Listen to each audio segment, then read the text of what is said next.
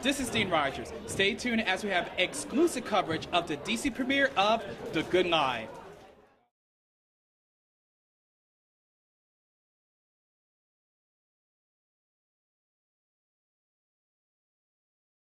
Hello, how you doing? Good, how are you? Doing fine. So tell us about this amazing project. Well, this project, I read the script 2 years ago, and it was kind of a revelation because I had been to Sudan in '94, and I had been there to shoot a documentary during the Civil War. So I knew these people, I knew this war personally, and back then, one of the biggest tragedy for me was that we had to be evacuated in the middle of the job, so we never got to really finish the documentary we wanted to make. And so I thought that this project was a nice opportunity for me to go back in time and tell the story to a wider audience. Absolutely. So this is the first time that you're not writing a screenplay, you're directing it. How did that feel? See that you did your research. I have. Actually, it was good timing for me because I didn't have any script ready for my next project. I usually work in French back in Montreal, and but it was not a question of wanting to shoot absolutely. It was a question that this script touched me and moved me, and it was something I had to do. In 5 days from now, I'm starting my next project, something I wrote in the last 4 years. But I'm a very slow writer, so I was very happy to, come upon this script. Wonderful. One last question. Now, you stated that you didn't want to make The Good Life a standard Hollywood drama. So what do you mean by that? Did I say that? Yes, you did. Well, I didn't want the story to feel like America was saving Africans. I wanted to show the story of resilience, of people finding a way to survive back home and then finding a way to survive here, but also the solidarity of some people here in America who help these people. So I wanted the thing to be subtle, and that's what I meant by not a Hollywood kind of movie. We have to realize that this is a true story. It's inspired by true events, and I wanted to be true to their real life experience, and that's why also I cast real Sudanese refugees to play in the film. Wonderful. Well, thank you very much. Thank you so much. Thank you. I'm good. How you doing? Good. I'm doing fine. So tell us about your role in the film. I play Jack. I'm the head of the employment agency that places the lost boys and girls in their jobs here in the States. Part of the deal with asylum is that they need to have a job, and they have skills, but they don't necessarily fit with contemporary American culture in the job place. And so there's some struggles with that, but also some humor in the sort of the cultural divide there. Wonderful. You're having a busy week this week since you're in This Is Where I Leave You. You worked with Jason Bateman and the lovely Jane Fonda. So what was it like to work with that entire cast? Oh, that was incredible. I mean, that was really a party, out there. I mean, everywhere you turn, there was somebody incredibly hilarious and fun to be around. Well, speaking of Washington, D.C., do you miss working on The House of Cards? It was great material. It was definitely exhausting to be a character constantly under the gun like that. We shot it in Baltimore, so I didn't get to know DC that well, but it's good to be here. Wonderful. So what's the one message you hope people take away from this film? There's so many beautiful messages, but I mean, one thing that I learned working on the film, and working with this incredible cast who have made such an incredible journey, both in halfway across the world, but then also this incredible gulf culturally, but have really reached across and there's just a lot of struggle. There's a lot of sadness in this movie, but in the end, it's really a story of the beauty and the miraculousness of human resilience. Absolutely. Well, thank you very much for taking time. Thanks. So this is your very first movie role. How did you find out about it? Actually, this is the example of perfect social media. Actually, a friend of mine had told me to audition for it on Facebook. And so at first I was a little reluctant because I had never seen a script specifically looking for Sudanese actors and stuff. And so I just went in and put in a little tape, and now I'm here. Tell us about your initial reaction that of all the girls who could have played your role, you were the one that got picked. How did that feel? Well, actually, I didn't believe it at first. You didn't believe it? No. I didn't really. I didn't believe until I got to Atlanta. That's when I told myself that, okay, it's going to happen when you're there. And so that's when initially it was happening for me. Wonderful. So who were your role models growing up? Role models. I would say I really looked up to my mother. Oh, that's very nice. I know, right? She's wonderful. No, definitely I looked up to people such as, I really liked Oprah. I thought that she was a really good role model for girls and for women. Well, you know she's in town this week. She is? Yes, she is. Oh, hi, Oprah. You heard it here, Oprah. So what is it like to work on a film? Does it mirror your life in a way? It does, yes. So I went through the war as a child and immigrated at the age of 8. So I didn't really get to see most of the impact that my other co-stars really did. But I think that it put into perspective for me and really study my role and actually figure out what had really happened to these children. And because my own brother was a lost boy. And so it's realization for me. Yeah. So. Wonderful. One last question. So after your very first role, you got in Cannes, it's done. What roles would you like to play someday? Oh, wow. I'm very open, actually. Anything that's challenging for me. Anything that's challenging? Anything that's challenging. Anything that's not me. I don't want to play myself. What's wrong with playing yourself? I don't know. My life, I would like to keep it my life, yeah. Understandable. Good answer. Thank you very much. Thank you. Thank you. Thank you. Hello, Arnold. How you doing? How you doing, my brother? You good? I am doing great. So tell us about your role of Mimir in the film. Mimir is the chief of the bunch, of the crew. You know, he, as I was just saying a minute ago, he has like an emotional triangle throughout the film. He's not just 1D, he's like a 3D character. The stuff he goes through, having to deal with moving to the Western world, from Africa, you know, having to deal with the loss of his siblings, his sister. You know, he goes through a lot, but, you know, it's sort of a coming-of-age story for him. He grows through the film, and you'll see that when you watch it as well. Wonderful. So does this film like mirrors your life? Do you feel like you're playing yourself in the movie? Well, no, it doesn't mirror my life. My two cast members. This film mirrors their life. You know, Emmanuel was a child soldier. Gare actually came up through the refugee camp scheme and came to the UK, to America. So this mirrors their life. But me, I mean, in some way, shape, or form, we're all affected by war. All right. I come from a family of refugees, but we came to England instead, and we ran away from the war because we ran away from Africa because of the war. So in some way, shape, or form, we are connected, and you know, we're all here because of war. So we know what it's like. So in that way, I am connected. All right. Well, thank you very much. Thank you so much. Thank you so much. God, I'm a little nervous here. But tell us about this amazing film. I'd like to know how did you get involved? You know, this was a script that started 10 years ago. So, 10 years ago, wow. The great ones always do, and my company, Black Label Media, was lucky enough to stumble upon it about 2.5 years ago.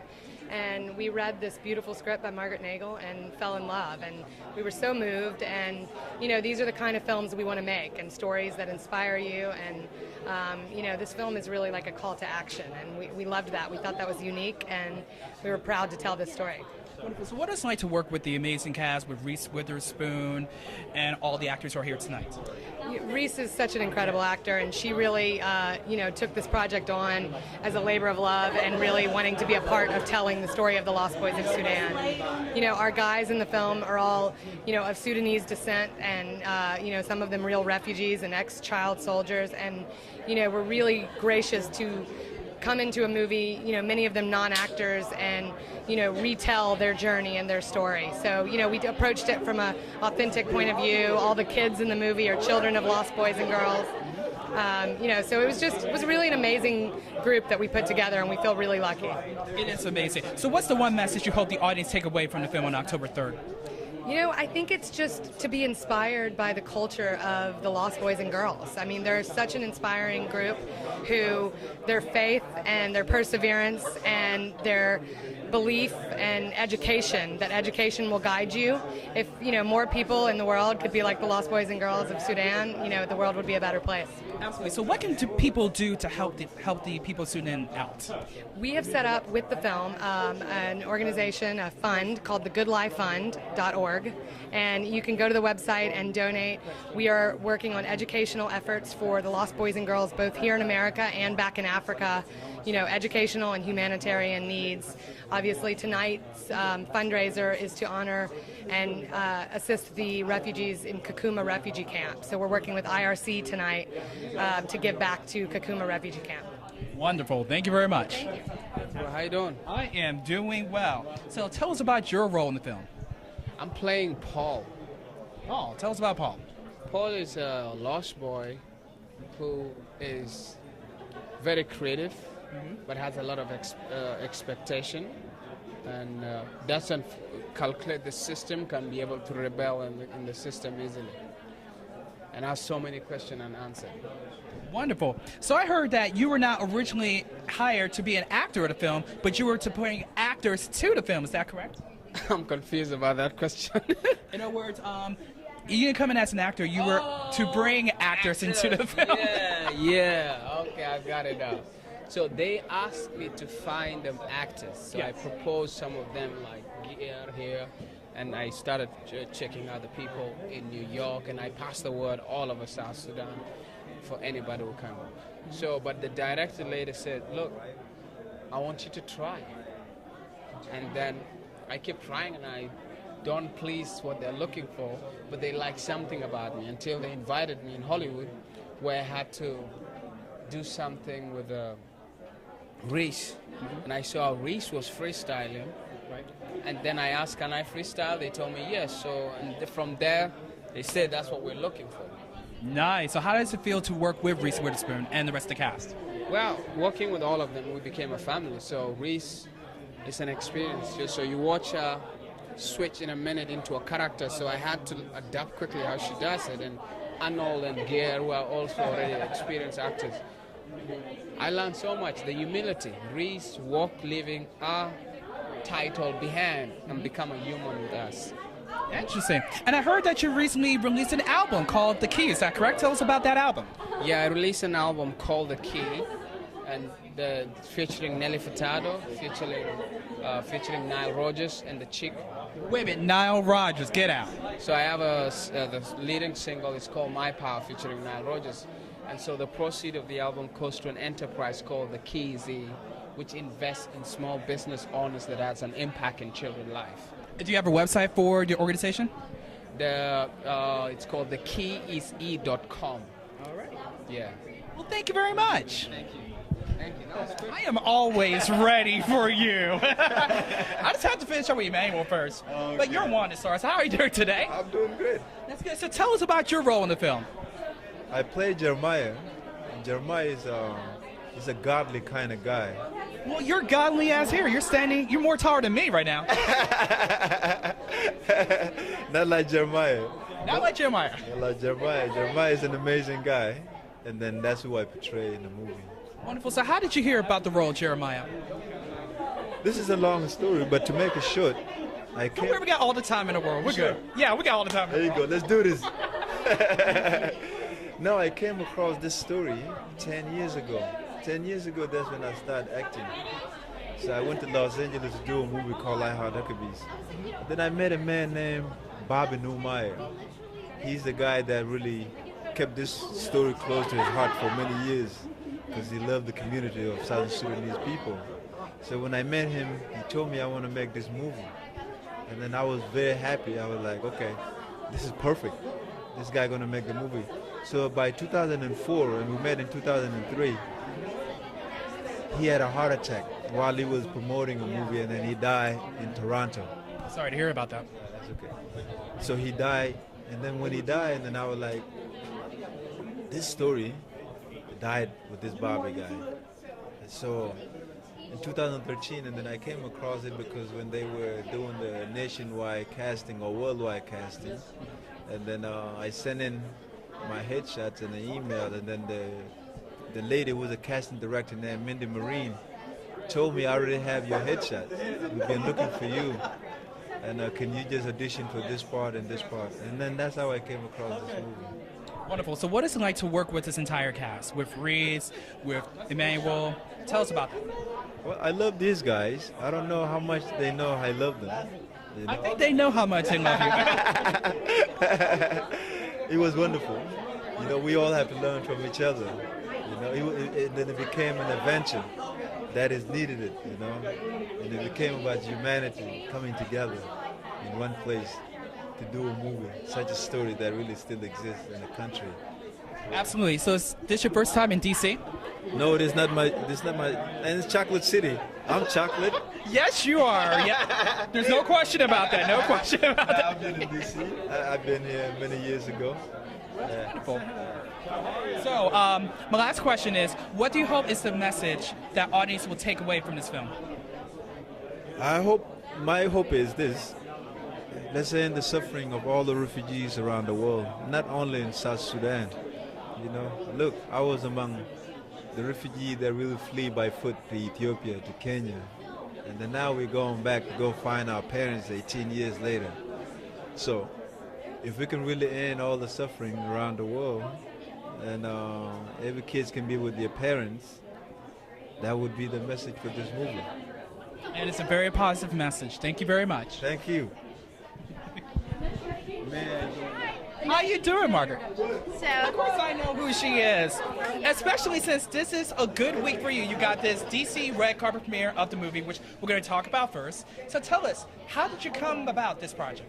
I was hired 11 years ago. 11 years ago. See, it's like 10 years ago, 11 years ago for everybody these days. It is. And we met here 10 years ago to potentially be in this film. We just didn't know it would take 10 years to get here, to get it made. But so I was hired by a producer named Robert Newmeyer, who did Training Day. He's a great producer. And we started working at Paramount with the script 11 years ago, and then he passed away. And so the script was put into turnaround, which is a Hollywood phrase, meaning you're never getting it out. You don't get it. It goes in a drawer. And then there's a little known rule with the Writers Guild of America that 5 years after a script has gone into turnaround, the writer can take it out for a free option for 18 months. I did not know about that. So I called upon my guild and I got the script back, and I went back out and found Imagine, Molly Smith with her Black Label Media, and we all came together. And we're 11 years since I got the job, and now it's coming out, which is amazing.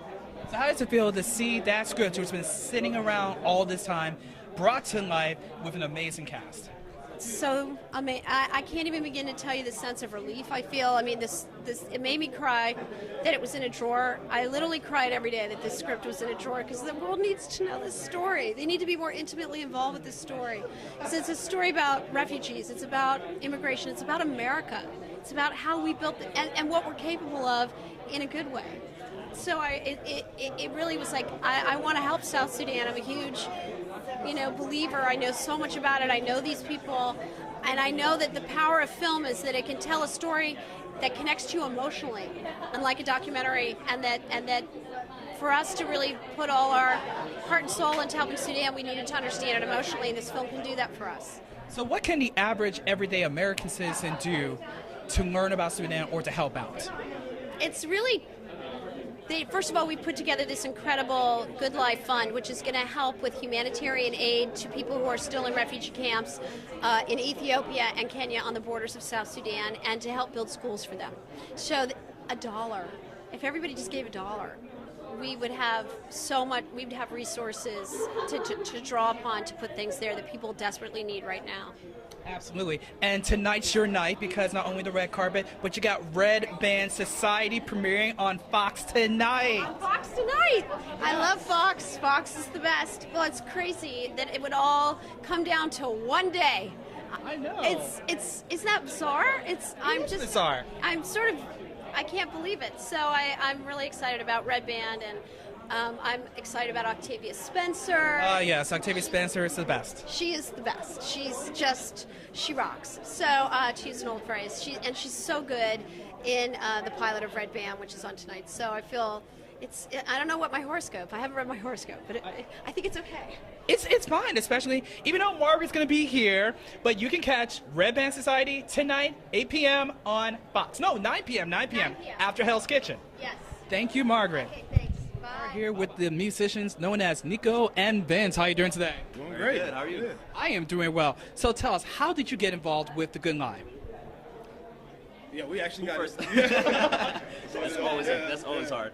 No, we got invited to watch the screening of the movie, and we saw it, and immediately it touched us. You know, just the whole storyline, just like the whole feel of the movie touched us to the point that, you know, we're actually going to the studio that same night and to work on some other stuff. But that song was that movie was so captivating that we just started writing a song, you know, and you know, we started writing from the perspective of the main character, and you know, we showed it to the musical supervisors, and they were like, we love it, and we were like, yes.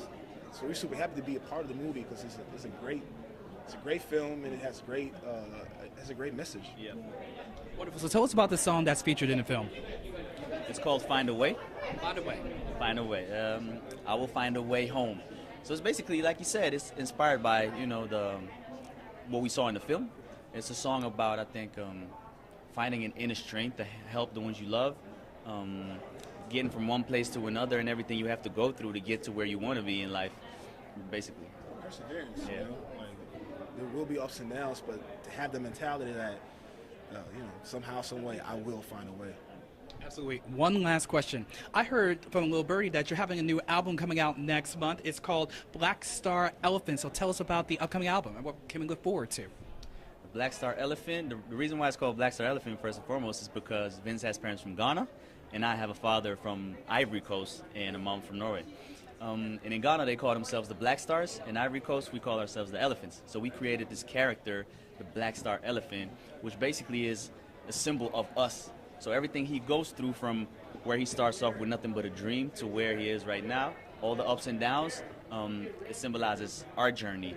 And it's, as you go through the album, you hear a lot of, you know, songs about identity, a lot of personal songs, a lot of personal topics from us.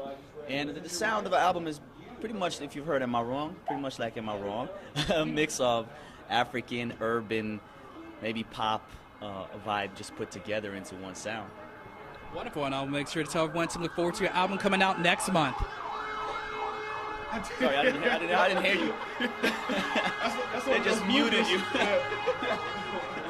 Welcome to DC. Welcome to DC. I was hoping you heard it. I was like, Vince answer. That's the blooper we got over there. Yep. Well, we're looking forward to the album next month. Oh, thank you. Thank you. We had an excellent time with the cast and crew of The Good Life. It sounds like an amazing film, and you should check it out when it comes to theaters October 3rd. Reporting live from the Newseum, I'm Dean Rogers, and we'll see you out there.